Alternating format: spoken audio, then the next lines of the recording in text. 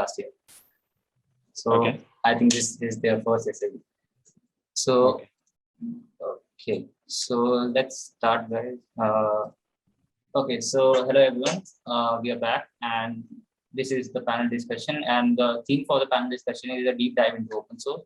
Our first speaker is our first panelist is Akshay Kumar. He is an alumnus of Punjab University. He's currently a software development engineer at Appy High, mostly working on backend. Apart from that, he also interned as a mentor for GSOC and also a software developer at Blockbit. Not only this, he has worked on blockchain and Hyperledger at this time as an intern at Chain Code Consulting. Akshay has also been a GSOC student developer at KDE in 2019. Our next panelist is Divitesh Agarwal. He is an alumnus of Punjab University. He is currently working as a game designer lead at Otherworld Interactive. His experience is diverse, ranging from assistant professor teaching game development to working on code to improve 4G routing performance by designing traffic routing algorithms. He has also previously interned as game developer at Sony. Our third panelist is Pranav Kumar. He's an alumnus of Punjab University. He's currently working as embedded system engineer at Flux Auto and has worked at Riku 2. He is an avid open source contributor and contributes quite a bit at BeagleBook. Not only this, he also has experience in research and worked with 3D printing technologies on it. Pranav has also worked with robot operating system and Swarm Robotics during his internship at Cluster Innovation Center. So, hello guys. I hope you are all good and let's start the session. Hi. Yeah. So, our first question would be, what motivates you to contribute to open source? So, let's go with Akshay. Okay. Yeah. Pranav is not joining. What? Pranav is not joining. Has not joined, I think. Oh. He's in. Okay. Okay. Okay. What motivated me for open source? Okay, so I'll be very frank with everyone on this one. When I joined college in my first year, like this session was being a similar session was being organized, and there were speakers who already did like Google Summer of Code, different events out there, outreach, Google Summer of Code, and matlab, acha, before I continue, are we comfortable in both Hindi and English, or like? Yeah, chill. It's okay. Go ahead with it.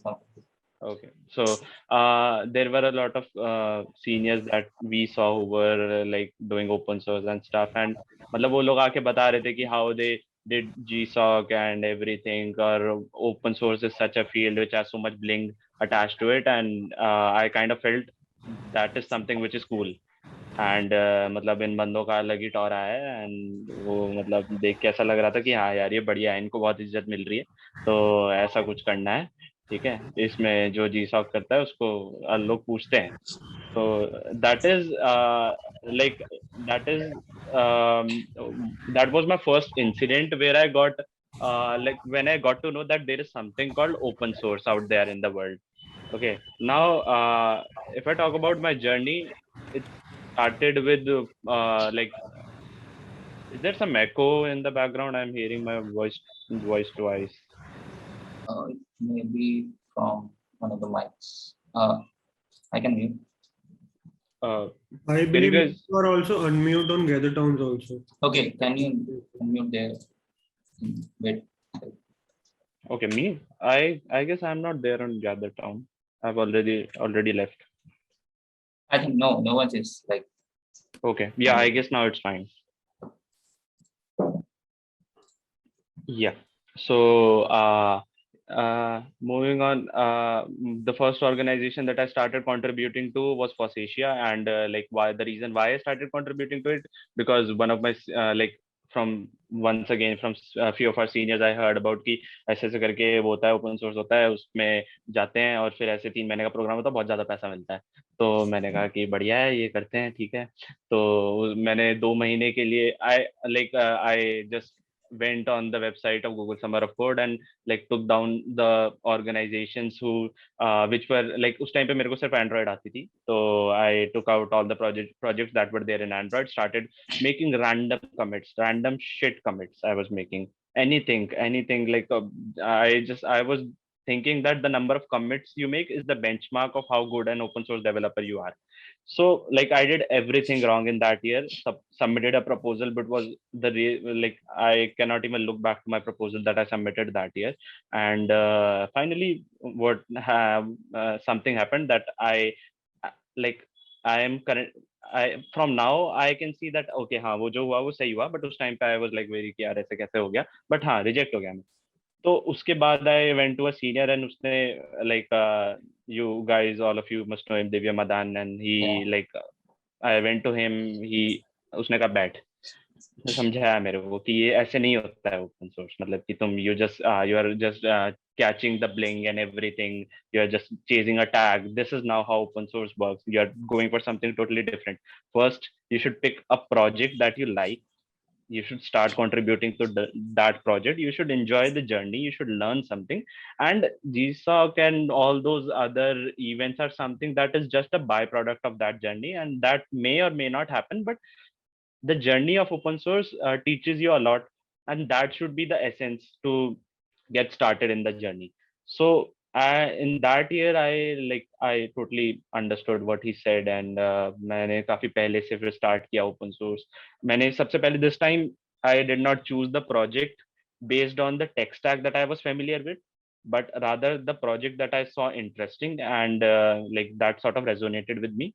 And because tech stack is something that you can always learn on the fly. So I picked up such a project, started contributing to it, and actually whatever my senior was saying, that came out to be true. And once again, Google Summer of Code was just a byproduct, was just a part of that journey, but that is not the entire journey. The entire journey was something very different for me. So I had lots and lots of learnings, and now I see myself as someone who has matured enough, and I can give this advice to other people that so that is Sure. for me. Next, what are your thoughts on this, Yuvidesh? Well, first of all, Akshay, that was like a really awesome story about how you got into open source. Thanks. Unfortunately, I don't have as detailed a story. So my first interaction with open source started in 2010 or 2011, and this was around the time. So I was in electrical engineering. I wasn't super interested in programming, but I had friends, Karan Pratap and Nitin Chadda. All of us, we kind of started the programming club at UIT, and those guys were really good at programming. I had absolutely no idea, but I would look at what they were doing, and I would be really fascinated by how they were able to combine so many libraries, do all sorts of really interesting projects. So I was like, well, I don't know what I want to do. I don't think I'm very interested in computer science, like individual algorithms or something of the sort, but I am interested in exploring electrical engineering or electronics engineering through computer science. And that's when I started learning Python. And very quickly, just like Akshay, I kind of figured out that it was a better approach to think of a project first and then see what all projects there are. So there was this open source project for computer on a chip. It was basically working on embedded systems and microprocessors. And I thought this was as good a place for anybody to start. And that's where I started contributing. But I absolutely had no idea where to begin. Very little programming knowledge. But the interesting thing was that the deeper I delved into it, the more support I got, eventually to the point of being able to present a talk at PyCon India, which I never thought would be possible for somebody who didn't really know how to program so much. But even in the course of just maybe like 2 years, because I'd found a project that was interesting, I just kind of got in the circle of people, just like all of you are. And that led from one thing to the other. Unfortunately, at the moment, I'm not working on open source as much. So I can't speak to that at the moment. But yeah, that's my journey. It's going. I think you guys must be working on like a lot amazing, better stuff than that was working earlier. It's different. I think a part of like the core part of open source is the belief that we should share our knowledge and also our resources. Games are, so I work in the field of games for those of you who don't know me. And games in general, they're collaborative pieces of software generally and art. And there's a lot of people working on different tools. And even within that area, there's a lot of scope to help with open source. So anybody who's interested, yes, there's a lot of opportunities to work on open source I think in any field at this point. But yeah, I haven't contributed as much as I would like to though. But maybe this is a good point for me to go back and start contributing. No. So Pranav sir, I would like to go to you. Tell us about your experience. Hi everyone. So Hey, hi Pranav. So basically, my journey started with SFD only. The first year I attended SFD, out at the outside of our college, they were selling the tickets.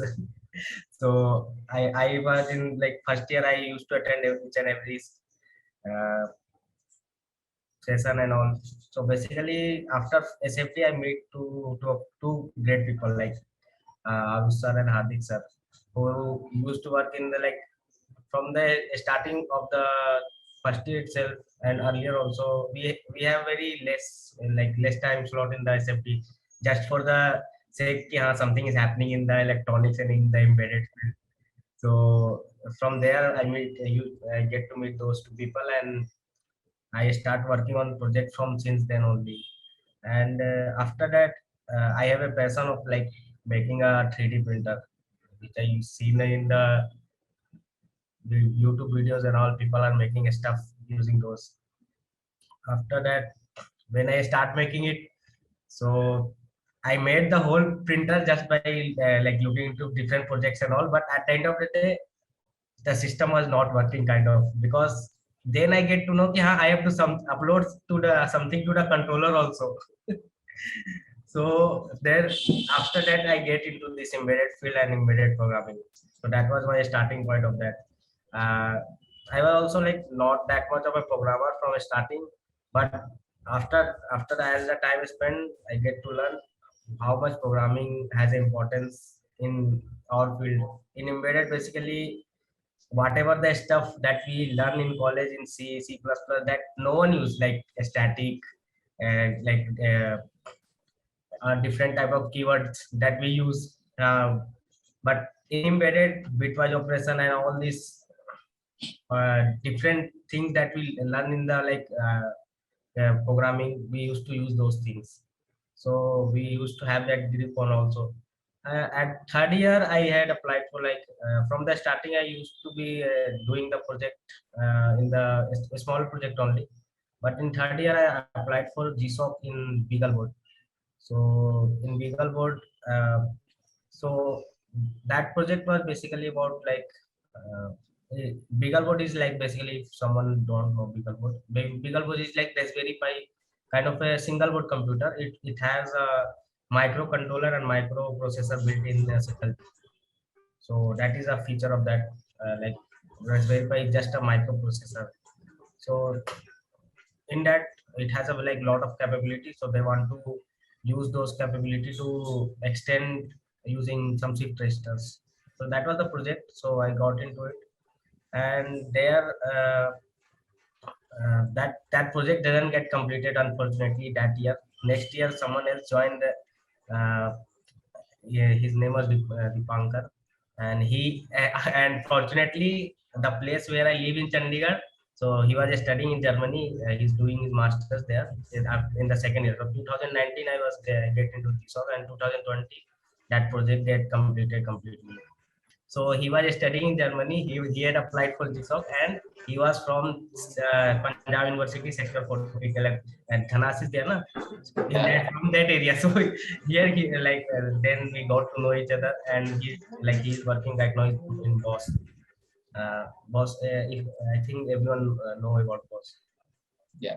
So after that, in the open source field, basically what it helped me especially in the field of embedded system, there are not a lot of people in the embedded system who can guide me in that path. Actually, first one to basically crack this off from my college in the electronics field. So the thing was that what I learned from there till now, I still like contribute to. I still maintain that documentation and all. Uh, so the main thing which I get to learn from the embedded field in open source is like you should like keep how whatever the things you learn you should spread it, because there are not a lot of resources available if you especially find in like embedded system. Because of that key problem in embedded system is basically most of the time related to hardware, and a person need to have someone support who can teach that person in like एक मतलब साथ के साथ कोई होना चाहिए. You can't like just search on the internet and you will get the answer for हाँ कि वो मेरा सेंसर उड़ रहा है तो क्यों उड़ रहा है, my sensor is burning off. You can't just say कि हाँ my sensor is burning off, and so you need to have someone support in person. Yeah, I think like I can say now कि सबको कुछ ना कुछ झटके पड़े हैं, तब उसके बाद उन्हें लगा है हाँ ओपन सोर्स में ये करना चाहिए था rather than this. So there is I a think- very interesting story that I would like to add on to Pranav's description. Our team went for Smart India Hackathon 2019, and we took Pranav as our mentor.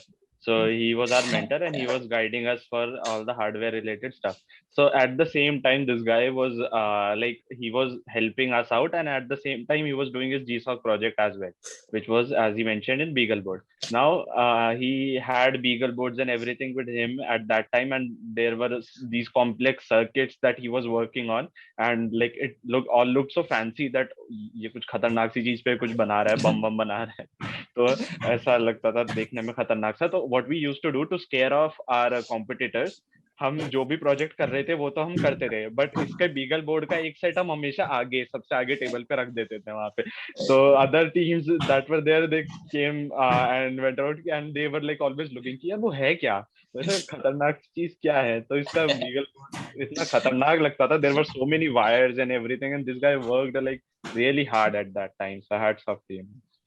Psychology is a powerful tool if one And we ended up winning, so I guess That was a nice experience actually. So I'm also working like in an open source community known as OpenMind, but my story is a little different. I just got into the research part directly. I remember last year Anku like conducted a webinar, and he invited one of the guys from that organization, and he told us what are the career in ML future, like if you want to go for master or PhD. But suddenly that guy mentioned like something related to privacy and data privacy, and that clicked with me because I was working in that field. I wanted to know what to do. So I just contacted him and I said like, if you have any cool project going on, let me in and I can be a part of it. So he directly just added me to the team of OpenMind. And as soon as I reached there, everyone was bombarding each other with like solid research ideas. And I was like, what the hell is happening? Where am I? And so it was a nice experience, like hearing people tell their stories and giving ideas that like it makes you think like it could be possible if you think beyond your like threshold. So that's a good thing about open source. You meet people that are willing to like help you and guide you. So where I am now, I think I can safely say that OpenMind has to do what I have done. Bro, why are you being so modest about it? कि मैं था, मैंने कर दिया, हो गया, and ये हो गया. And in the morning, I saw this guy. He was like asking questions related to quantum computing and whatnot with this other speaker that was there. And but now that like, was मैं हो गया, ये तो हो गया. That was not because the speaker is an old person of mine. Like I know him and I have discussed with him things. But yeah, okay. Let's move on. So the next question is like, do you think that whatever you are today is because of open source? If you haven't done open source, you would have landed somewhere else. So I think let's start with Jivitesh first this time. I think it played a part. For me, what happened was that although I'm not continuing in open source at the moment, but the idea of collaboration, the idea of sharing your knowledge, I think because I started that off at probably in my third year at UIET, it became a very core part of me. And I think a lot of this just stems from Nitin and Karan Pratap. And I don't know if any of you would even know them, but we were all like, I know we're KP. really old. We know the We're all guys. really old. I think KP sir was one of our SABs, like when it was done offline. So he Yeah, came there and I he- met him in SFD, like first year SFD was there. Yeah. Yeah, so this is like probably like 10 years ago now. But even though I didn't continue in open source as much, I feel like what helped me was that idea of collaboration. And it definitely, the important thing that it did for me was that it made me understand that even though I was in the electrical field, or electrical and electronics field, I didn't need to be constrained to a single field. There was nothing stopping me from thinking about systems in other fields, like working in computer science or thinking about artificial intelligence or anything of the sort. So there's no set boundaries, especially when you're in college. Even though when we start, we think about our fields, we feel like we're spending 4 years. So that's it. This is what you're going to spend all your life on. But that's not really true. All of these are very flexible fields. And the basic idea that I took away with me, which really helped me get to where I am right now, is that if you find a project interesting, talk to people, collaborate with people, and try and help everybody else out as well, anybody who's starting out, and share your knowledge, because that ends up helping the field itself. And once you do it, it makes your own work better. So that's what I took away from open source, and that's how it helped me get to where I am. Yeah, I think all of us took the same lesson from out of open source. The feeling of collaboration is something that's driving us right now. So next, let's go to Raksha sir. Yeah, I really agree with what Jivitesh just mentioned, and like I would not say that open source was the one thing. There, like our life is like a byproduct of various variables that go around and which make us reach where we are today. If open source was not there, I might have not been here. I might have been somewhere else, but I cannot like gauge both of these. So but open source did help a lot in a lot of ways. One of it was, like, as Jivitesh mentioned, it gave me that confidence that if you like a project and if you are comfortable like in contributing to it, then there is nothing that is stopping you. So that confidence, having that confidence is very important. In like the tech stack of my project was like it was not something that was being taught in our college curriculum or the project or how do we contribute there. Those were completely new things for a developer who is going out there into the field of open source. And basically what it does, those changes sometimes do not feel so conscious, but they change you subconsciously, and they make you confident enough that okay, whatever challenge is thrown at me tomorrow in out there in the world, I'll be able to like Google it out. I'll be able to find it out myself, and I'll eventually reach out to a solution. So having that confidence is really important. Plus, on the other side, open source also taught me like what are the highest standards that could be maintained out there in the world, because a lot of the for profit organizations that like we are working with in our jobs and everyday lives, the code that we do, like whatever logic we write over there, that is not going out to the public.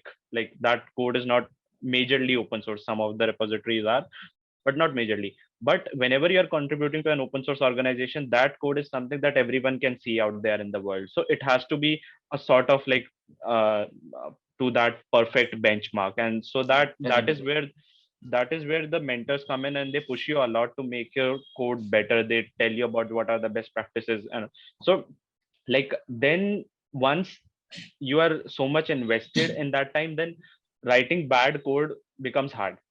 Okay, so whenever you write bad code, you like feel a sense of like guilt in yourself. You are like, you'll say यार 2 घंटे और extra लगा लूंगा लेकिन code ठीक कर दूं किस तरीके से, किसी ने देख लिया तो क्या कहेगा. तो and that series of self improvement goes on. Like you'll see your 6 months old code, and that is, I guess, true for every coder. That has nothing to do with open source, but that is how you should gauge your progress in general. So these are the two things: the confidence one, and the like best practices that it taught me, the industry standards that it taught me as a college student. Yeah, true. Okay, so next is sir. So basically, what Akshay told ki the standard that we learn while contributing to open source. So definitely that has a very much like plus point. So because after contributing to open source, whenever you're writing code in the company also, you will feel like you have to write not the code not for yourself. You have to write the code for others so that other can understand, and you also maintain a documentation of it, and that eventually help in the future. After 3 4 months 5 months, you see your own code, and if you see the same code when you are not contributing to open source and you see the same your own code, you will not able to understand. That is obvious way forward. But after the change which I feel ki after contributing to open source, if even if I see my code of like old code also, now I can understand ki, these are the code base which I produce, and I can share it to someone else also. So that standard actually helps a lot in company also, and the uh, we can actually improve much. So right now basically I'm working with autonomous vehicle system design of like embedded system design of autonomous vehicle. So basically the good thing about it is like in embedded system, lot of people don't emphasize on how the software should be written. So it's kind of a bad thing, but in embedded system we don't much merely focus in the like quality of the code that is written. We most of the time focus on the, because the team size in India is not that much big. So that is a like give me as a plus point in working with the open source code base, and using the same standard in the embedded system also to generate the code. So that is my point. Yeah. So in conclusion, we can say that the feeling of like sharing things is what drives us. The feeling of like sharing a code and making it presentable for others is what's the, like you can say, the motive behind us doing open source, or what we can say the benefit of open source we get after. Yes, and the guilt party also there. Okay. I think guilt is far, but it comes with everything. I think guilt is something we can't avoid sometimes. Yeah. So the next question is like specially targeted to Hitesh. So this is a question from one of my teammates. He said, why game development has not taken off as a high paying career in India, whereas we have the biggest mobile game consumer market? That's a good question. I think there are several factors that are contributing to why game development in India is still at a nascent stage. One of them is the games market is, even though we have the biggest market, the revenue share coming out of games in India is still, in terms of global sales, is pretty negligible. The bigger markets are in the US or the UK or in Europe, or also in Asia Pacific and China. But that's a part of the contribution. A bigger picture is also, when you're working in games, I feel like there's a certain stigma that is attached to games. I feel like sometimes there's not as much knowledge about how to get into games, which is of course changing, has already changed or is changing really rapidly. Game developers' salaries, here's how I see it. India is starting to develop a solid games industry, but the kinds of games that are coming out of India are still focused on clones of other games that have already been made. And as long as that's going to be true, as long as we're not creating original intellectual property, we can't expect to be paid the same amount of money or compensation as somebody who's creating original content will be. So it's a multitude of factors. One is there's resources are still sort of coming in. There's not as much investor interest. If there's so if you compare games with other kinds of industries, let's say something to do with artificial intelligence, you can say that this is the amount of value you'll generate over time. With games, because they're also an art product along with technology, they're mostly a hit or miss. You cannot predict whether your game will do well or not. And most of the games that do well financially are games that are created by bigger AAA studios. By AAA studios, I mean studios that have more than 200 employees, have a solid process of how to create games, probably already have intellectual properties that's already well known.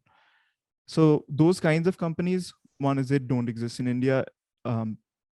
At least there's Ubisoft, there's EA, but they're not really the teams that are creating original content in India. They're the ones that are just working on back-end stuff for work that is coming out of the US. So until that changes, until India is where we're creating the new intellectual property, unfortunately, I think we're still going to see game developer salaries not be as much as they are in the US. So for anybody who's interested, just think about your own intellectual properties, create something new, right? Why make a clone about something else? There's infinite number of ideas that you can create. So just make something new. Okay, so the next question is to Akshay sir. So when you did your GSOC at KD, what was the one thing that you took from there?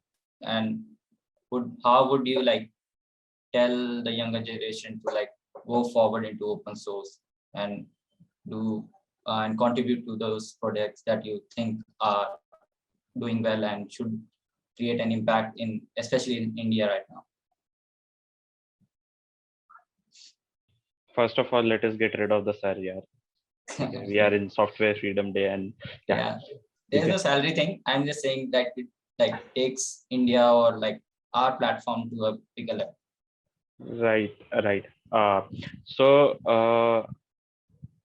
my takeaways from KD, from contributing, I have sort of partly answered that question.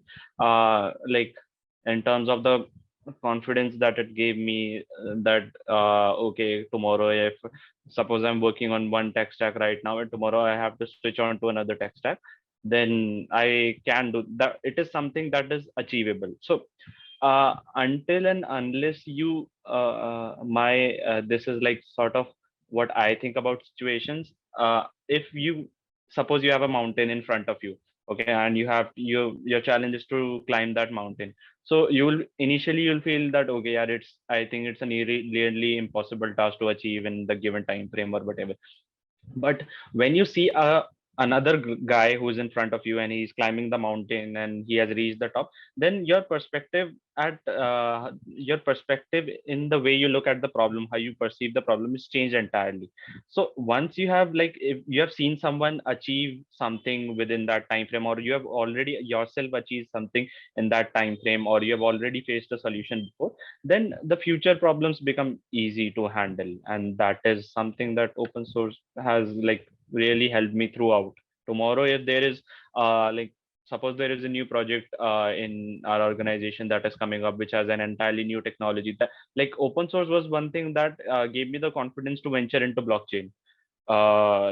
I knew that at the time at which I was doing blockchain, I was doing a lot of Ethereum. Blockchain was not very well documented. The situation has really changed in the past 2 years, I would say. So open source gave me that confidence that okay, if it doesn't matter if there are no video tutorials out there, there are good articles and you can go through all the documentations, you can read documentation and get yourself going. Yeah, that's a good point. So, Akshay sir, sorry, Pranav sir, I want to ask you, like you said, अरे we had मैं talks. Sir कह रहा Okay, था, sir मत बोल. okay, sorry, okay, so I हाँ. That is another thing. Yeah, I agree. अगर आप किसी see, को सर बुलाते हो, and this yeah, is just goes for everybody. अगर आप किसी को सर बुलाते हो, you're giving them respect. That's great. पर in a way, it also makes you. obliged. India में बहुत culture है. It's like you have to follow what somebody who's senior to you is telling you, and I think in some cases it makes you, if you have an idea, you kind of Compare yourself only. yeah, exactly. So यहाँ पे तो we're all equal, right? So Okay, so even going yeah, forward, I think कि getting rid of the sir habit is a good thing. Yeah, Don't get yeah, sorry. an incident. Yeah, sorry, I'm interrupting, Jitesh. Yeah, an incident that I would like to add in this situation was like in our college years only. There was a senior of mine, and like there was an club, like there is programming club. There was another club, and he was a part of that. And I used to like call him whenever we met. I referred him as sir. So one day he like उसने मेरे को बैठाया and he told me कि यार देख कल को कुछ भी होगा where there is some situation in which I am wrong, okay, and you have a chance to correct me, you will refrain from doing that because you have that image in your mind ki I am someone who is above you and you are someone who is junior to me. So there will be that sort of barrier when you cannot, like if you are considering someone as your senior or someone who is at a higher position, you cannot just go into them, bump into them and say that अरे तू ये गलत कर रहा है, ऐसे मत कर, ऐसे कर. But if you have a friendly relationship with someone, you can easily say that. So that is the psychological barrier that is being created by, like, I agree. Bas Yeah. bro. okay, okay. So Pranav, I have थोड़ा question ज्यादा like, ज्ञान पेल लिया मैंने, sorry. but that's true. I think that's true in some way. Okay, so Pranav and I had a talk a few days back, and he said that there isn't a market here that is producing these automobile parts. We are just combining and then importing it to them. So what do you think, like what could be the situation in the forward, like in the So future? actually, in my field also, I will agree with JVS. So what he said, actually in India, India is a very much still a service dominated market. So we actually here in India mostly R&D work still happen outside of India, and we mostly provide the services for it or the backend support or system support, something like that. There is still very less companies are there who do the actual R&D. So until the time like people don't like people rely on the big companies, it will be like it will be problematic. So that's what I was saying ki in automotive industry also most of the innovation actually happen in Germany or in US, and lot of times what here we do, we basically import or buy those products or buy the IP from those company and we manufacture the things. So that is a like problem there, if because it either you make your things openly to all, like just how Tesla did, so that everyone can get into it and innovate the things, or you have to innovate in such a way on your own so that you don't rely on others. Okay, so the next thing that I want to ask is, how do you feel about conglomerates promoting open source like Microsoft bought GitHub, but now is using that data for Codex?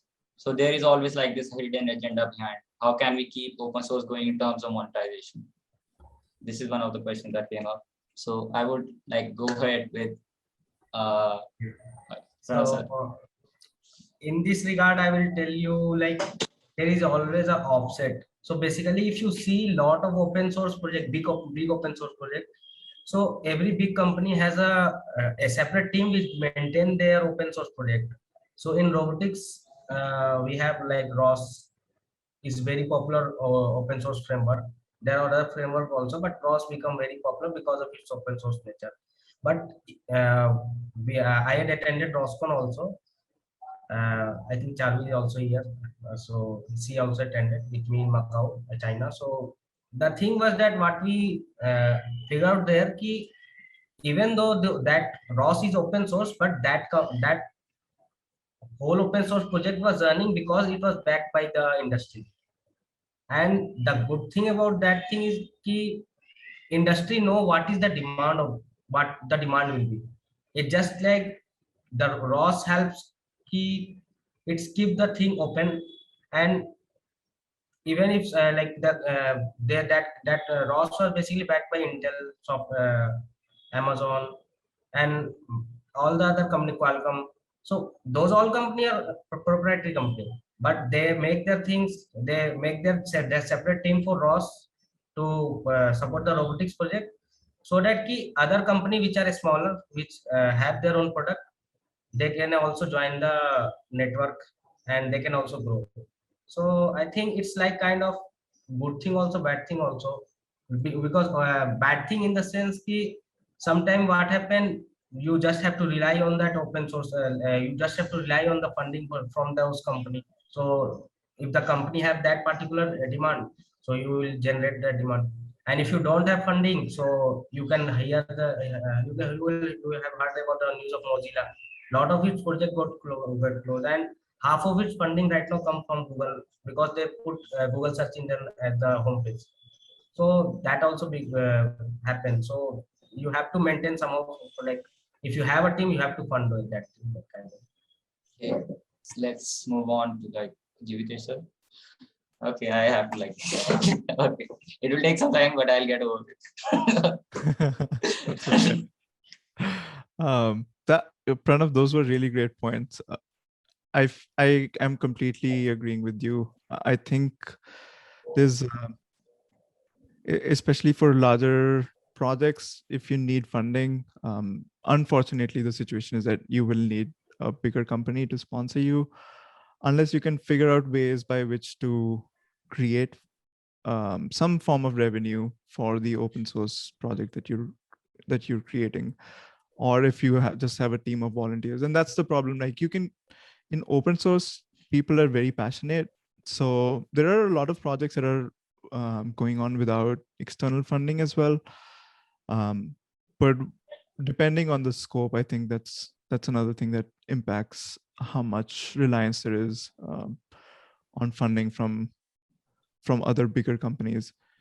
I don't think I have a solution for this. How can you? Yeah, it's Yeah, difficult. I Like don't when think you I think will. about it, when you think about it, it's like, how can I like give a solution to this? It's like a bigger problem. And then there's also this problem about passion, right? If somebody is very passionate, you can ask them to do things um, for not like monetary value. I think the thing that's underscoring all of this is that there's sometimes you need to provide monetary value to people who are working on something, especially if that is their daytime job. You know, they're spending 8 hours or more on an open source project. For somebody who's contributing in like an hour or 2 hours, that's not as big a deal, right? So I guess if you can crack the first problem, how do you pay somebody who's spending 8 hours on an open source project? You might be able to figure out how to not rely on other companies. But yeah.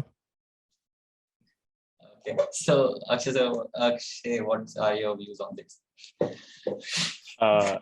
Yeah, Pranav and Jivitesh pretty much summed it up all well. Like sometimes what we do, the topic is a bit nuanced, and you cannot like it's not a black and white situation. Sometimes what we tend to do is we tag Microsoft as bad. Okay, they bought GitHub, and that is all going like tomorrow AI will take over the world after Microsoft does this. So like for good infrastructure and good codes, as Pranav rightly mentioned, for ROS to exist, it was backed by a bigger organization.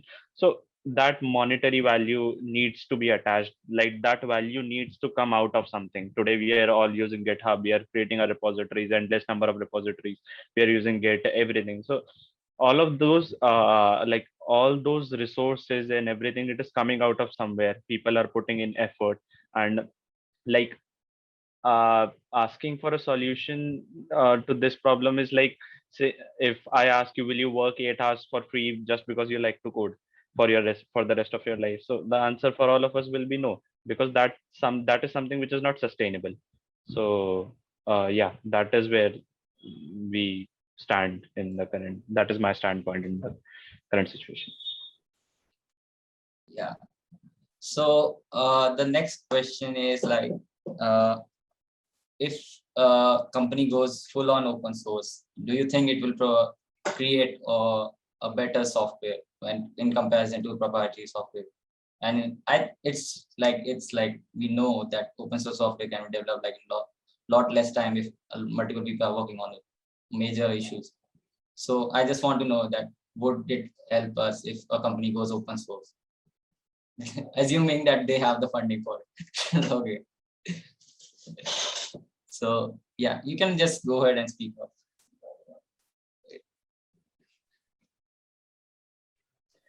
Yeah, Jivitesh, would you like to take that up first? No, go ahead, Akshay. I'm still thinking about it. Yeah, so my take on this, like, once again, a lot of variables involved in the equation. We cannot have a direct answer. Depends on what kind of product are we looking for.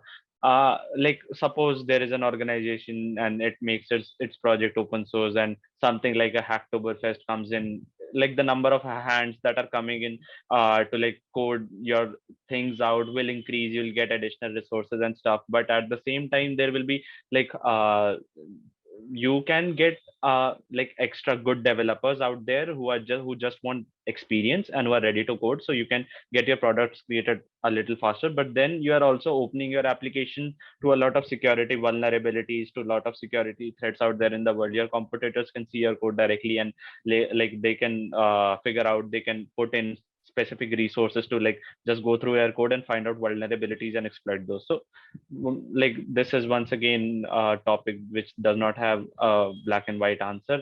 Depends on the product, depends on what kind of project are we looking for. Actually, from my side, what I will say, yes, you can sustain if your product is like that. Like we have a product called RTOS, real-time operating system. So that is actually a software stack. So it actually virtually make the system behave like a real operating system in which you can run multiple things. And most of the time, microcontroller have a single core or dual core. But if you have to run multiple tasks, you can't do that. So we have like free RTOS, free real-time operating system. But the thing is that that thing is completely open source. But other thing that in industry, or if you are launching a product, you need certification. You need a guarantee that thing will work and that thing will not fail. So though that company also provides certification, but at a nominal cost. So yes, the whole code base is open, but still they are earning because of the product which people are making using that software stack. Other thing is that a lot of time when we search for something in YouTube, or like we come across, like we are searching for something, we come across some blog posts which are most of the time written by some companies. So what in the industry, what we do, we don't have always the type of resource to create those things. Even though we learn what are the things they are making, lot of time or sometime we used to basically go with those company who had written those blogs or who had generated those YouTube videos. They are explaining everything, what there's, how their system work, how those things work. But we know if we go into designing those things, it will take time and resource. So we so what we do, we basically save that thing by just contacting that company. We know ki, you people have lot of expertise in this field, so make this product for our company. So that's how those people make money also.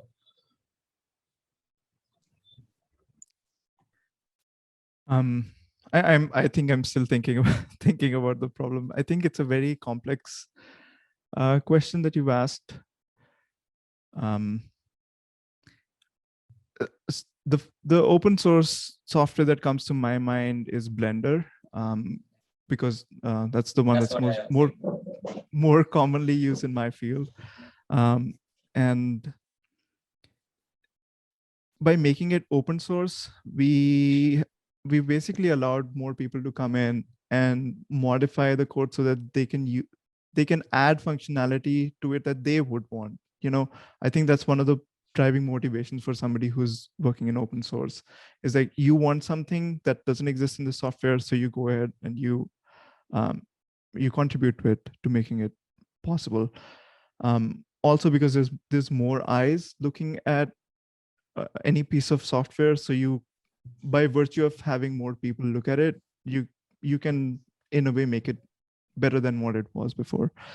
But then again, I think we have to look at the motivations of how you can keep somebody who's very talented working on a piece of software. Your question was that will making a piece of software open source make it necessarily better? But I don't know. I think it's complicated. If you can ensure that there's always going to be dedicated people, passionate people who are always working on it, then yes. But again, like, how do you motivate somebody? Private companies do that by giving you like a monetary compensation, which actually is an important aspect to it.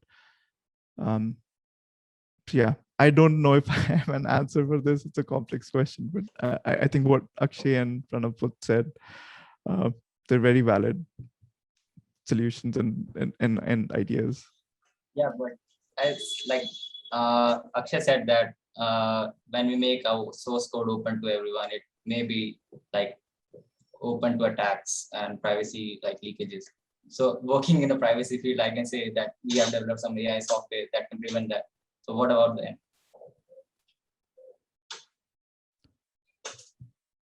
Sorry, can you repeat that? Yeah. So you said that opening your source code to people will make it vulnerable to attacks and privacy leakages.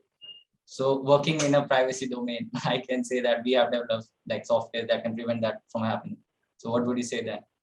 That is like saying, okay, I have developed a solution that no one can hack. Yeah, Okay, so I'm saying that if like there are multiple projects, open source projects that are working together, and then that can prevent that from happening. I think. So like that, once again, like if you have developed an application that you have, as per your knowledge, you have added everything at its best, but that is once again the chicken and the egg race. Like once you do something, the hackers come up with something better, then you come up with something better, then they come up with something better, and like the once again, as like all three of us mentioned, like this is sort of a complicated topic, because even private organizations do open source a lot of their code. Like there are certain SDKs that an organization does open source, that okay, this is our SDK and you can import it and then you can work around it, you can also contribute to it. So that is essentially something that is depending on the sort of project that you are working on, and totally depends on that. Generalizing it is complicated and I think should not be done. Okay, that's good answer. Okay, so next we move on to is the role of AI in open source. What are your views on that? Yeah, you have done AI, so you हर चीज में you'll plug in AI यार, ऐसा थोड़ी होता है, मेरे को नहीं पता कुछ भी. But you must have a general idea, right? See what's happening. So let's talk about that. I'll first direct it to Jivitesh and Pranav.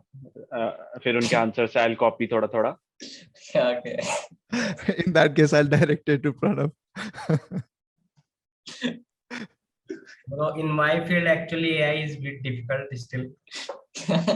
Embedded is still a field in which people need to come up with the things, because if you upload something in the microcontroller, he will not come and say, yeah, I am facing this issue, or you have left this pointer free and your system is like run out of memory.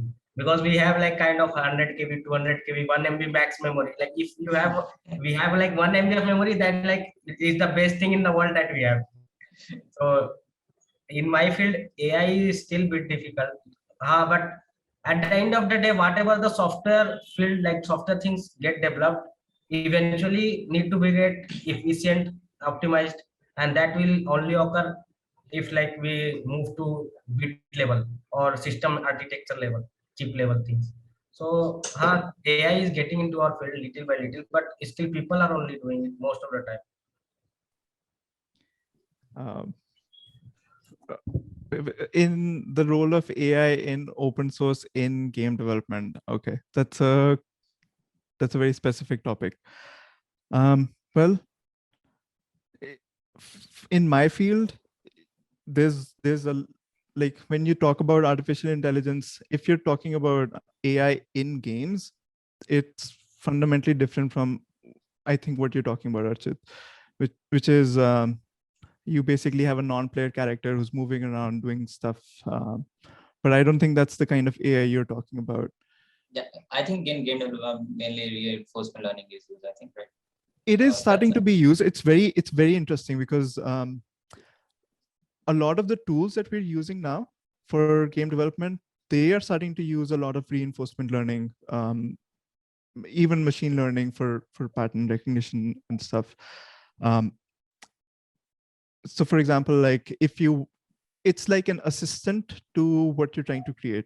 For example, if I want to, let's say, if I want to create a building or something, I can just use a reinforcement learning model to say that this is the kind of thing that I'm looking for, and it'll create something for me, which is it's a fundamentally game-changing technology for us, because what it's allowing us to do is to work in a smaller team now than we used to, and still be able to create the same quality of assets. So AI for game developers it's basically becoming an assistant. And there's a lot of talk about how AI might, AI can't be creative. I Yeah. don't think that Yeah. that's. I think I there think was a that's talk earlier, and like we started to like talk about it, and some of my teammates were like, "No, AI can't be creative. AI is creative," and there was a huge debate there. So I was like, "What's happening here?" I'm talking to someone, and you are just spamming me with messages over there. So yeah, it's like a major issue. Like, can AI be creative or not? That's a separate, like a debate type of thing. Yeah, I think that's a separate debate. At the moment, I think it's assisting with being creative, which is it's, I can't tell you like something. So I worked on motion capture, which is basically you wear a suit, you can capture somebody's facial expressions and all of that stuff. Right. And they're using FIFA, something like that, right? yeah, and none of this would have been possible for one individual to do even 5 years ago. You would need a team of at least 10, 15 people to do all of that stuff. But now, for example, with AI, you can predict that what kinds of motions should there be on a rigid body, like a skeleton, right? And all of that is so powerful for somebody who's a game developer. Again, like I'm talking about game developers, not open source software itself. So for me, in my field, I've used it in a variety of different scenarios. I've also used reinforcement learning for the games that I've created for AI agents who are learning how to play a game by playing the game over and over multiple times. So you're basically using some Q learning and all of those technologies to make a system that can play a game better than a human would. Now that's also a very fascinating area. If you've created a game that a computer can play better than you can, then you can tune it down to make it more engaging for players. But there's all sorts of ways you can use AI. It's a very open-ended question. Yeah, it's very open-ended. Yeah, so we have like one more question. Like Akshay, can you tell me, like, you have been working in blockchain for a long time. So what do you think what its future would be, according to you? And what do you want like our participants to like learn from it and go in that direction? Okay. Like for the past 1 year or so, I have not like been actively involved in blockchain, but yeah, before that, I've like sort of some experience I do have related to blockchain related projects. So blockchain is once again a really fascinating topic, and I don't think I am that sort of an expert who can like answer the question about that. Okay, will it change the world or not? That is like a very descriptive discussion in itself. But yeah, blockchain is definitely a field that is worth exploring, and it is don't do it from from that trading perspective, and just don't go out there on these new exchanges and buy Dogecoin. Invest in knowledge, and learn about how blockchain works, how you can put your stuff out there on the blockchain. There are a lot of new tools and everything in Ethereum. We have Remix ID, then we have the Ethereum documentation is itself very good. Then on top of that, we have a lot of good Indian startups also that are coming up in this space. We have Matic that that is there, that is sort of used as a bypass to Ethereum for some time, and then an optimization of on Ethereum, you can say. Then there is Solana, that is a different blockchain itself, which claims to be which claims very high speeds and like that Ethereum cannot provide. And then Ethereum itself is growing in another direction. It is moving from proof of work to proof of, so a lot of things are going on. It is a very new like a field, but I would not comment that should you take it up as a direct career or not, because that once again depends on which country you are taking, what is the scope that you are seeing it there, and you have to study the market and then take a decision on that. But as a technology, it is definitely something that you should keep on your radar, because maybe after 10 or 20 years, the way internet changed the world, blockchain is the next thing that is changed, because you are the one thing that you're doing is you are removing a central entity out of the equation. So people can do anything in the network itself, and everyone is equivalued, and there are no biases between. And suppose tomorrow I go to take a loan from the bank will see who I am and so on, and it might be he has some biases from where I belong or whatever, and from the region I come in. But if all of that is being done by a code, then that is something that can change the world. Okay, that was an amazing description of what I wanted here. And so, Pranav, the question to you is like, what is the future of your field? What do you think will happen in the near future? And what advice do you want to give to our participants? Sorry, attendees here. And yeah. Actually, if you see in my field, mostly in embedded software or in general embedded, so whatever like lot of software or that you see right now have a kind of revolutionary experience, like machine learning, AI, image processing. So lot of things you will see in next 4 to 5 years, 6 years, you will be seeing in a single chip level. On chip, we will be having all the things running on. Okay. As you can see, like in Apple, every time Apple release its new chip, you will see lot of things, like it has a particular processor for neural NLP, particular processing unit for GPU. Earlier we have only CPU, so those things will at the end of the day will get integrated on the system level. So that is like kind of that future will always be there in embedded if technology move ahead in computer science. Yeah. Like that. Okay. Way to throw under the bus. Okay. Good way to throw us under the bus. Okay. So Jivitesh, the question for you is like, what is your advice to budding game developers, and how should they approach this field or like invest in this field? I think it's a really good time to get into the games industry. There's a lot of resources, a lot of tools that are available for free, and there's a lot of tutorials as well. And I think that's a very crucial part of learning how to become a game developer. You just take something, take a tutorial, learn how it's done, but don't just stop there. I think this is something that I really wish would change in India. And I want you all to start with it, is to think about new ideas. And I don't like to think about games purely as an entertainment form. I think games are, they fall under a broader interactive media category, which means that anything that you can interact with. And I think once you get to think in that way, you can just start creating a lot of interesting ideas, prototypes.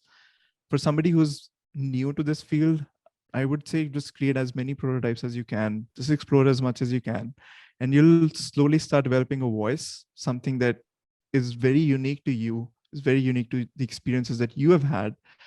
And for me, games allow me to express myself, the kinds of things that are important to me. So if you can use games that way, I think that'll be fantastic. The world will be a better place with your stories in it. Okay, that's an amazing answer, and I can vouch for it because one of my friends like listened to Jivitesh talk last year, and he's doing pretty well in the gaming industry right now. That's And awesome. yeah, so that's the issue there here, right? That he's being underpaid, so he's like, I'm like, just stick on to it. Don't worry about it. Do what you can. Yeah, I think so. I can also speak a little bit about the future of games. I think in the very short term, things might in the next 3 years in the games industry, things in India probably will start growing, but I'm seeing a lot more investor interest. I'm seeing more smaller size companies propping up everywhere. So the trend is that instead of really large 200 to 500 people teams, they're kind of going from 20 to about 60 people teams, or even smaller, like really small indie developers. So there's nothing stopping you from working with anybody out here, anybody who feels interested, you know, maybe just have a chat with somebody you see on the screen here and ask them if they're interested in exploring an idea and just work with them. Okay, guys, this is the hint. Can use Gather Town. It will be helpful. I am telling you. Okay, so I think we are done with the panel discussion now. Thank you everyone for coming here, and yeah, have a good day. Thank you so much. Thank you for having me. And guys, I guess I'm like there for like 10 or 15 minutes. So if anyone like from the audience wants to stay back and Yeah, like everyone have a is open discussion. for having the question answer session Yeah, here. yeah. Or any personal talk that will also work. Yeah, they are your seniors. Yeah. They are from UIT. You can just bombard them with questions. Yeah, गप्पे मारने हैं तो कोई दिक्कत Yeah. नहीं है. And I can Absolutely. vouch कि सब गप्पे वाले हैं. Okay. Right. Okay, this is a good question. Is there any club for gaming in UIT? Okay, so the thing that is in UIT, you have to do everything on your own. There would be people who will help you, but you have to start. You have to take the initiative. You know what? We should just change that right now. I think we can just incorporate a game development club. UIT? As a- okay. Yeah, let's do it. That's a good idea.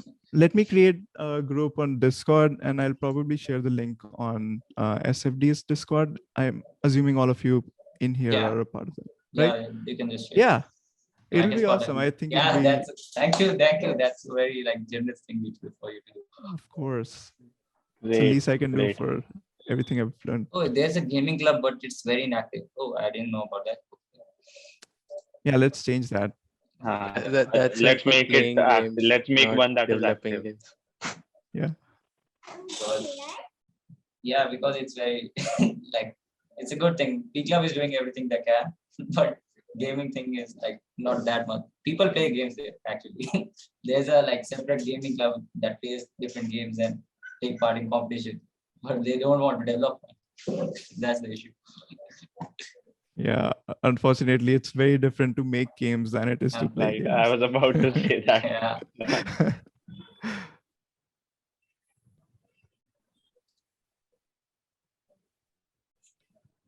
Oh, Naman is asking if CryEngine is better or Unreal Engine. I think there's a lot more resources for learning how to get started with Unreal, and you'll get a lot more support. So yeah, you can use Unreal. I would say just explore, even before you get into like what kind of game engines probably like just start thinking about what idea it is that you want to explore. I think this is true for what both Pranav and Akshay also spoke about, which is that if you find a project that's interesting, you will learn whatever tools there you need in order to contribute to it. So yeah, start with a project first, and then between those two, I would probably pick Unreal Engine.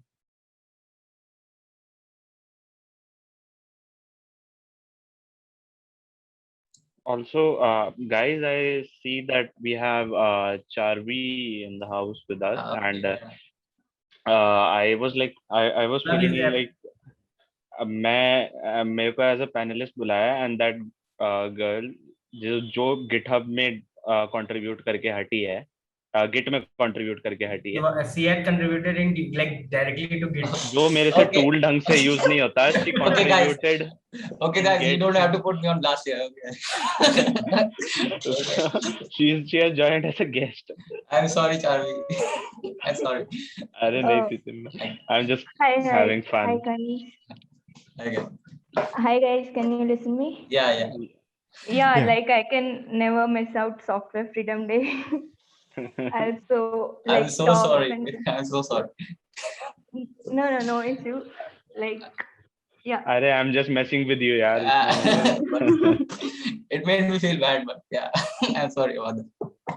Yeah, but I was enthusiastically attending this day, like getting more about know what all fields are running on in software and open source as well. Chavi, you can share your views if you want. Like, what Yeah, do you think about can open you- source? That would be a good thing. Or more particularly, if you can talk about Outreachy and your contributions with Git, like how was your code-based journey that you told me about? Okay, yeah. So, Outreachy, in the last winter session, I joined Outreachy. Like, well, let me introduce. Like, I'm also from the robotics field itself, but like being an electronic student, I too felt lag bit in my software skills. So my plan changed to just get with the help of seniors and these buddies like Akshay, Pranav. I got to know like open source is the best platform to get know about the standards, coding standards, and learn more about the software development that is actually used in the real world.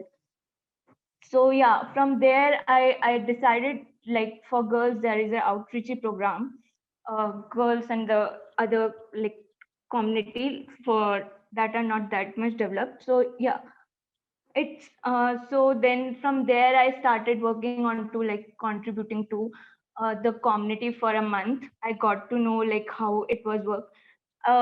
My motive to do that was to just learn about the coding standards and all, like software, how the real world production level software actually works.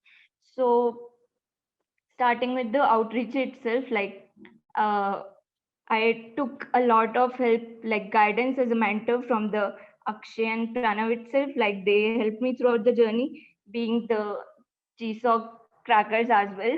So after that, like outreachy, I may tell like it happens twice a year. Like students or like outside non-students can also apply over there. And yeah, going through the Git journey, it was really very well. Like I had a great mentors and got mentorship how actually the Git was actually working the code. And after I went into the development part, it seems to be very easy. Like first of all, it's more like it was very fascinating, like how actually the code was working. So yeah, overall my Git experience was very well. I'm happy that my code merged as a community level, and thanks to all my mentors as well. So I really appreciate open source is a really very well platform to explore the, and it made more like confidence in my actual level as well. So yeah, hats off to open source as always. Congratulations. Yeah, and I just wanted to point out that like I just talked about the confidence and everything that open source gives. Charvi is from EC, and she contributed to like one of the most used tool in a software developer's like lifetime. And like what more excuse can you make to like not get started with something, be it open source, be it anything that you ever wanted. But like that is something that was really commendable. And she just happened to mention मैंने ऐसा कुछ किया तो था नहीं mentor, मैंने क्या किया था?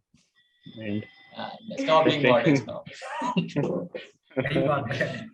We just help to like select the project, just that's it. हाँ, थोड़ा ऊपर से बताया था, ऐसे कुछ खास नहीं बताया था मैंने प्रणव ने. But yeah, like I respect the art P Club community as well. That's the main motive and back end support as always with everyone in the UIT, I guess. Thank you. I wish like the founder of Pizza was also there, but I think he's busy. Also, I like all the guys who are in their second year, like they did not have a Software Freedom Day, right? So, like there was a tweet that I was reading recently, which said that in today's generation where everything is changing so fast, colleges are now no more a place to learn, but they are a place that teach you how to be a student for your entire life.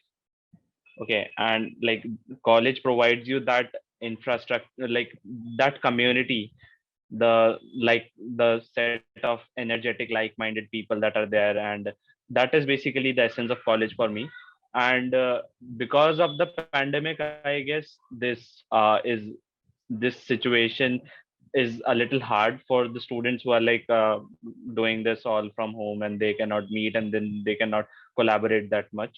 So the one and only thing that can be done to solve this is events and initiatives like Software Freedom Day and other. So like I would encourage you guys to like take up the responsibility in the coming years, educate your juniors, and even encourage your friends to attend events like this and like be a part of the community, because that is something that helps you grow the most during college. That is like my opinion and how I perceive it. Yeah, I think teaching others is the like best way to learn something.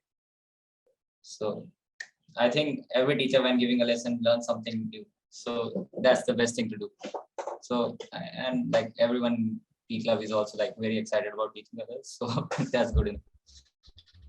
Yeah. So any more questions? I think there were 2 questions. Did you look at them? Yeah, I did. Yeah. Tanmay, you can start with Pygame, but I think everybody in the industry uses a game engine. It'll just make your life much more easier because there's more tools in it. So you can start with Unity or Unreal. Those are the 2 big ones. And Naman is asking that he is having some tools in Unreal Engine 4 for foliage and lighting. He's having some problems with that. If I will be able to take a class on game dev for that, I would really like to, but I have more experience using Unity than I do using Unreal Engine. So I don't know if I'll be good enough with that, but I can learn it. Maybe we can learn together. That's a possibility. We can just create that community and you can add people from Yeah. various places. So I think if this question was put in there, I think you would be getting a very good answer for it. Yes. Yeah. I think that's a good plan. So I'm very fortunate that, some people I'm old enough, so I know more people in the industry who might be able to answer your question much better than I can. Okay. My journey in game development. Well, so it happened in over 3 steps. I think the first stage was I graduated out of UIT in 2012, and I started working for Aricent. I don't know if that company is still around, but that company was making 4G routers for LTE. And very quickly I realized that even though the work itself wasn't like there was a lot of work, but I couldn't really see how my work was making an impact in the real world. I was one of a 65 member team, and that 65 member team was a part of like a 4,000 member team of just one small company, and then there was the larger group, AT&T. And I thought like my contributions weren't really making too much of a difference. And around the same time, mobile games were becoming pretty big in India. And I was like, oh, this is so exciting. People can create entire worlds on in a computer program. So I just wanted to learn how to do it. And I started taking some tutorials on how to use Unity. I was fortunate that there was still documentation for it. And when I started working on it, I just found that this was very exciting. And then I decided to, at some point, I felt like this was interesting enough so I could spend more time learning Unity. And that's when I resigned from my company and I started working on my game and spent about 2 years making it. And Archit, you might find this interesting. I spent, of those 2 years, I spent like 1.5 years working on a reinforcement learning algorithm that could learn how to play the game itself. But around the same time, I'd started to read the book called The Game Design Workshop. This is, I actually have that book with me right now. This is the book, and it's by Professor Tracy Fullerton. And I was having a lot of fun, like doing all the assignments in it. Probably one of the very few times that I've done an assignment by myself without any motivation. But I was having a lot of fun, and I started to feel like game design was a very interesting field and allowed me to be creative.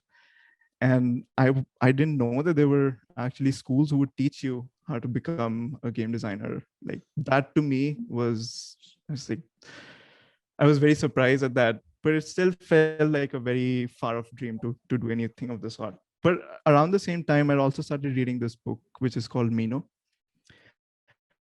It's a dialogue between Socrates and a person called Meno about what virtue is. Like, what does kindness mean? What is love? How do we understand virtues like kindness, love, justice, right? Are we taught how to think about like what justice is, or are we born with it, with an innate sense of what they mean? And Socrates, in response to Meno, says that we start off with the belief about all of these things. We believe what love will probably mean for us. It's only through experience that you start to gain a better definition of what that means to you. What I mean by that is that I might believe that stealing is bad, but if my child goes hungry for 3 days and I find food that nobody else is eating, will I still consider stealing to be bad? Probably not. I've just updated my definition of what stealing or what right and wrong means to me. And because I was looking at it from a context of game design and game development, it hit me really hard. It was a moment of clarity where I felt like if you can create a situation in which you can put players in and challenge what their belief is, you can basically help somebody understand themselves better. And that has become my mission in life. I'm very fortunate to have worked with Professor Tracy Fullerton. Like, I don't know if you'll be able to see this, but so I was her teaching assistant. I worked with her on a couple of projects as well. And it was just, ever since, it's just been a really exciting journey for me. There's a couple of interesting projects that I got to work on. But yeah, that's my journey. I don't think it was in brief. I'm sorry about that.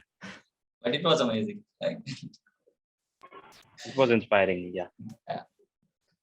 The fact that you were able to like work with your like art. Yeah, that was so much fun. Actually, someone asked like in robotics how someone can start. So Jitesh, actually Pallav, I and Charvi, like we work in the robotics field only. I work in the embedded side. Pallav is asking about game development, but he actually used to run real robots in real world here. Oh, that is so awesome. Okay, so he and Charvi actually work with mapping of the real world. So how a computer perceive the world should be. I think Pallav will describe it much better. Rishi, I will come to your question. Pallav. Hi, As a just a second, I'll turn on my video maybe. Yeah, hi guys. Hi, Pallav. I was just curious, like nobody asked that, like what was the journey? I haven't talked with you before, so I just wanted to ask that. It's a like journey that teaches you more. That's what I think. So just a brief, I've been working with in the same company as Pranav. It's called Flux Auto. So I've been working in the mapping and localization part. Uh, like it's basically how the robots perceive the world and how do they know where in the world they are. So it's basically just to give a gist of it. It's a SLAM problem, simultaneous localization and mapping.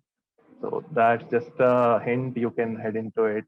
Others who are like the participants, you can like go in depth into it. It's a complete separate research problem. If interested, you can go into it or you can bring me up anytime. Please. So actually the thing that Pallav is saying, so there is a situation in which we design our robot for run in a plain surface or a terrain surface, but once that robot reaches near to a river, so the dynamics is completely changed. The how the water moves, how the sensor will see the surface is like it's not stable. So how the robot will know it's in the water, or it has to like take decision on based of it. So that the whole research of that area is different. Moving air, so like it's a very big field in robotics. And Rishi is asking like how to. So I will ask like in which field you are interested in. Basically, in India, people perceive robotics as a field of electronics, but actually it's mostly it's a combined field of like computer science, electronics, and mechanical. So I will like I'm from embedded side. If you like, but still I will I will ask like which field you are interested in more. If from the embedded side, if you are interested in, then start learning about RTOS, like real time operating system, and or mechanical side. So from the mechanical side, I will say uh, definitely you should like do robotics is a very big field, so you should first go with like kind of masters will be like make you your vision clear where you want to go into the field. Because after mechanical in my field also like lot of company hires by seeing like you have a masters or not, because it's that much wide. You have to have a like the company need to basically see ki, you are very much consistent in your field, and you are at that level, you will not change like field, because robots come very costly. One robotic hand only costs around like it start from like 20 lakhs. So if a company hires you, they'll definitely want you have to be like dedicated to that. So that's what like people see like master or PhD give.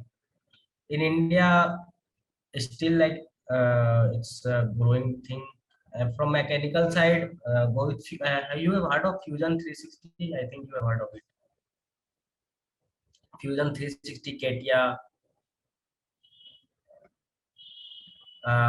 So Fusion 360 is a good tool, but from mechanical side, I will say ki soft robotics. If you look into the soft robotics field, it has a lot of future scope, and lot of your like future product or whatever automation will be there in the field, especially in the public field. So will be based on soft robotics. Soft robotics means robotic hand or pick and place of things. So the how those material are being formed, because I'm telling you this because once most of the research we get funded are either in the medical field or in the public care sector. So in those field you will get like your masters and PhD also like funded. So that's why I'm like suggesting this program. This an interesting question. Like, I know that you guys are doing very well. Yeah. So one of my teammates is asking, like, do you still think that DSA and lead code questions are important to get a job? I was just happening to like go across this question, because I think that if someone is like have worked for 5 years in a particular field, and then you are just like not selecting him because he didn't clear DSA interview, do you think that's valid? Okay, let Sorry, me take. I'm sorry, Akshay. I don't think I understand what the. Actually, there's a He interview. what? Yeah, There's yeah. an The interview. question. Yeah, go ahead, sir. You can go. Akshay, Yeah. you can go. The question is regarding how important data structures and algorithms are. Okay. So, uh, uh, see, first, the first question that we have to answer is: does the person likes data structures and algorithms or not? Okay. So if he likes doing data structures and algorithms and everything, then that person is completely out of our discussion right now, because he is doing something that will yield good results for him in the future. Okay. If you like solving problems, if you like doing those lead code questions, data structures, if you have good hands-on over it, and that is something that you are into competitive programming and so on, then you would say that, and you are looking for a good job after your bachelor's, then your life is pretty sorted. You just have to do that, focus on that for, like, this is my perspective, focus on that for your 4 years, and after that you'll easily land up in one of the FANG level companies and you'll do pretty good. But our target, if someone is asking that question, I guess he does not lie in that band, he lies in the other band. Okay, he does not like solving these problems and all. So see, I will not say that they are not important. First of all, let me answer. People talk about data structures and algorithms. Either people are very passionate about it, they like say that this is the world. It has like it is totally good and everything. Otherwise, they like totally crib about it all the time. So that is not, data structure and algorithms lie somewhere in the middle. Once you are good at solving problems, it sort of like those problems or those different problems are the effect that they have is once again like sort of more than conscious, it is subconscious. They develop your mindset in such a way that whenever you are handled a problem in the corporate life, you have a sort of a mindset to deal with that problem, that okay, I have to take care of each and every edge case that can come out when I'm creating this, let us say whenever I'm creating this module, or when I'm creating this API or whatever. So I have to take care of these edge cases. I have to take care of optimizations. All those things are really important. So data structures and algorithms really helps you develop that mentality. So you cannot shun away that it is not important or it is some bad practice that the industry is following. There are some perks that are attached to it, and that is why the industry has stuck to it for so long. And it is like provides an easy medium to judge people on a very short time, especially for entry level roles. Now, if you say that you cannot do that, that is something that is not your cup of tea, then my advice would be to like directly look for the skills that are required for the job that you want to target. Just go to LinkedIn, search for the jobs that are out there, go to their job description. There'll be tech stacks and projects out there, like the tech stack that the company is using, it is doing its work in those tech stacks. For example, let us say there is a company that works on Java Spring framework, there is another company that works on Node.js, there is another company that works on Django Flask, and whatever. So you just go to that, look what the industry standard is, and start creating projects in that domain. And then the process is same. Now, what the important thing is, if you can convince the interviewer that you know something of value, that when you are added to the team, you'll add value to your team, then I don't think data structures and algorithms is a mandatory. Obviously, they help, but it's not something like you cannot survive without those. That is like sort of my take on it. If someone else wants to add on. Actually, I want to add up like one. Kunal has asked one question also. So in the field of robotics, lot of time at what अच्छा है that we mostly rely on like lot of time with data structure. So what lot of the Dijkstra, trees, graph algorithm that we study. So we actually use those algorithm a lot because we basically once we have like a world means your room kind of. If you see your room, so we can see your room as a like matrix, a small grid combining that, making that room. So if a robot have to take a decision, he has to get from point A to point B, from one end to another end. So we have to traverse that robot, avoiding all the obstacles which are like surrounded by it. So there we basically, if you don't know like the data structure all, it become really hard to basically understand how the system is done. Algorithms are there, like you can find open source code base, you can directly put into a robot and it will start following those code base. But the how that thing is running, if you are studying the research paper and all, that thing will help. Like it's at this time also I still do like study like do data structure, even though I am from the embedded side. But as Akshay told, those edge cases you will only learn when you basically have a logic development skill like into it, and optimization and all. But isn't it like domain specific? Like you're saying like it's robotic, but if someone is doing web development, so his main like aim is to like develop the front end. So he's working hard for 5 years on React, and then someone says you aren't like qualified for the job because you don't know a basic algorithm. So I don't think that's fair enough. That does not happen actually. If I talk about the industry, if there are good Android developers, if you can convince the interviewer that you have good skills with Android, I cannot vouch for each and every company out there, but from the people that I have seen, if you are very good, like I know a lot of Android developers who are really good at Android. They are really good at creating those UI UX templates and everything, and also building the logic behind them. Then data structures and algorithms does not make up to that priority list on a higher level. Basic data structures and algorithms knowledge is always preferred. You'll everywhere you will require those, and in whatever tech stack, whichever language you are coding, and basic knowledge is required everywhere. But they'll not ask you those hardbound questions of dynamic programming that no one can solve, and you'll be stuck in that. So that makes sense. Yeah. So Jivitesh, I just dropped the question for you in the chat box.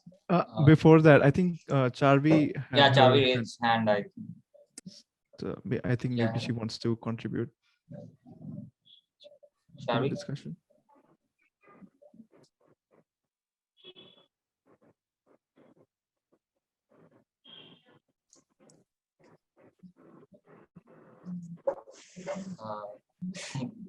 Hello. Yeah, sorry about that.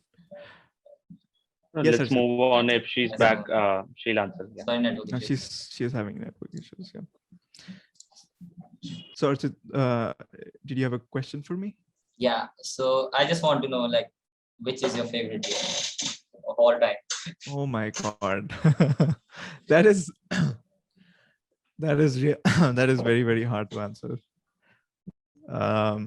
My favorite game, my current favorite game is Detroit Become Human. It's for I've been playing it on the PlayStation, and it's about an AI, like three characters who are basically artificial intelligence agents who are learning what consciousness is and are fighting for rights. So I think that was an interesting game that I played. Okay. Because like it's like interesting, like we want to know what a game developer actually likes. Like yeah. I think playing games give you some ideas as well. It's interesting. I think if you start developing games or media of any sort, your relationship with that media also changes. one of my roommates, so I studied from the University of Southern California School of Cinematic Arts, and at my school, game development was like game design was one field, but then we also had film and new media and all that stuff. And my roommate, he was from the film division, and when he used to look at films, he would be like, "Wow, this is such a great this is such a great shot, like the camera is at a low angle or it's making a transition from the left shoulder to the right shoulder." I'm like, well, that's interesting, but I had never really seen movies in that way, right? And after he told me, I started feeling very interested in how they were making movies. And the same goes for me when I play a game. I can't turn off my designer brain because I'm like, wow, this is really good. They've solved a really interesting problem there. So I don't know if that has ruined it for me or has made it better for me. I'm just seeing it and seeing games in a very different light now, I think. So sometimes I have to turn it down, sometimes I have to turn it up, depending on whether I'm looking for solutions or if I just want to just want some entertainment. Pranav wants to know the name of the game as well. I think he's willing to play it. Yeah. What game? The game, the one that I've been playing recently is called Detroit Become Human. Let me see.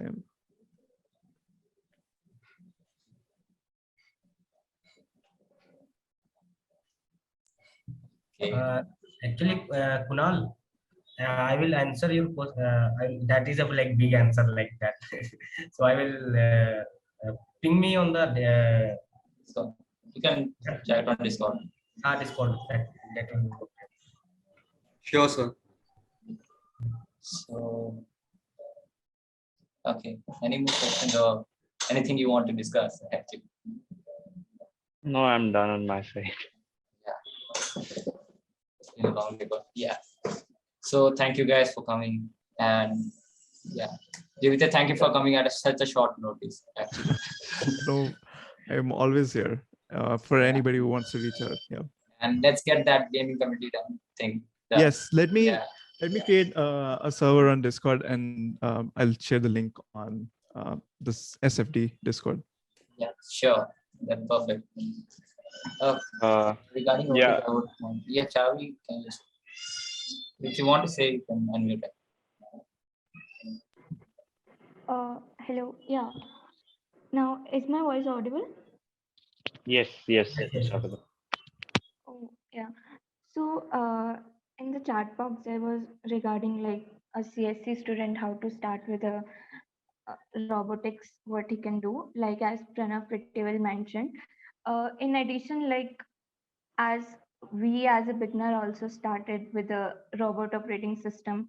So that's a open source platform quite popular in the robotics. So I would point out to all the robotics enthusiasts there, to my juniors as well, to start with that platform and ping out if they want any help and further guidance. Like it's provide an amalgam of every field, like mechanical, software engineering, a complete framework that contains all the fields and providing as a like open source platform for developing robots. And its community is pretty well like popular and doing the things all around. Even they are adding like blockchains in their next level. So yeah, it's a very quite popular framework and a good start for a beginner as well. And also like kind of at least you should have your basics. Like the thing is that you need to know how the computer networks, basically computer, how the service client network work, and how different protocols work, because it's kind of a distributed system. Sometimes it's become a centralized system in robotics. And other than that, DSA helps a lot. Okay. Okay, that's good advice. ये पीछा नहीं छोड़ेगा भाई, ये आएगा बार-बार, कर लो. Yeah, एक बार कर लो. It's a good advice. एक बार तो कर ही लो. मैंने बहुत किया है, कर लो. Okay. I think we are done. If anyone has any question, they can like ping it in Discord channel, and the speakers are there, so they'll be. I think we are good to wind up. Right? Yeah, if there are any more questions, like I'm sort of active on Twitter, I'll share the URL on the Discord, and you guys can connect me up if there are any questions afterwards as well. Yeah. Okay.